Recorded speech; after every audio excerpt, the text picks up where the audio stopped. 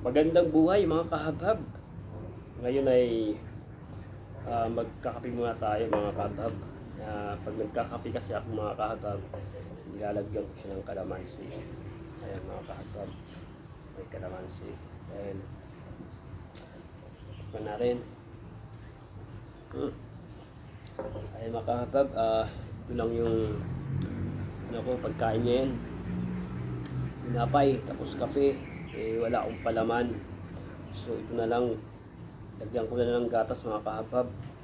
Pwede nito, makaraos lang. Ay mga kahabab po. Then lagay lang natin yan. Pwede na yan mga kahabab. Masarap na ba? Yung iba nilalagay yung gatas, ihahalo sa kape. Ako nagawa kong palaman, diba? Depende sa tao yan mga kahabab. Sarap mo. Then hinukan ng kape mga kahabab. Ayan. Pag di ka pala kontento, isaw-saw mo yung tinapay dito sa kape mga kahabab.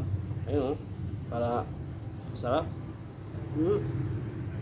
Mga kahabab, masarap. Sarap mga kahabab. Sarap talaga. Isa pa mga kahabab, lagay pa tayo dito mga kahabab. Masarap talaga itong mga kahabab. Ayun Ganun. Ganun lang mga kahabab.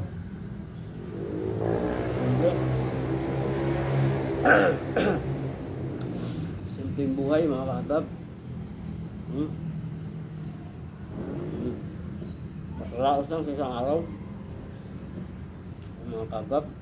Saw-saw natin ulit mga kahabab para mabilis. Sarap. Paborito ko mga kahabab. Yung araw-araw kong kinakain mga kahabab. Sarap. Subukan nyo.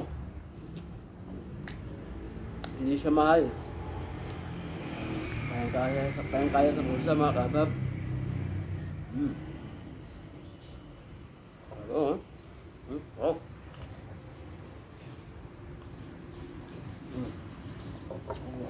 Baka mga kahabab.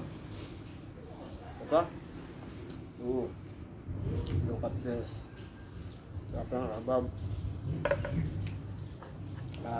Merienda ng katulad kong simpleng tao lang.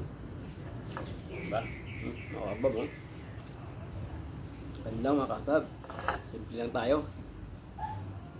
Simplihan lang natin ang buhay. At least masaya. Sarap mga kahabab.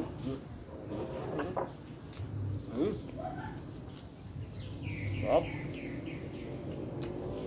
Sarap.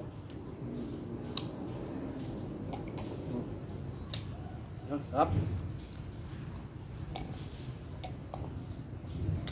Okay mga kabab, abangan nyo yung vlog ko bukas mga kabab.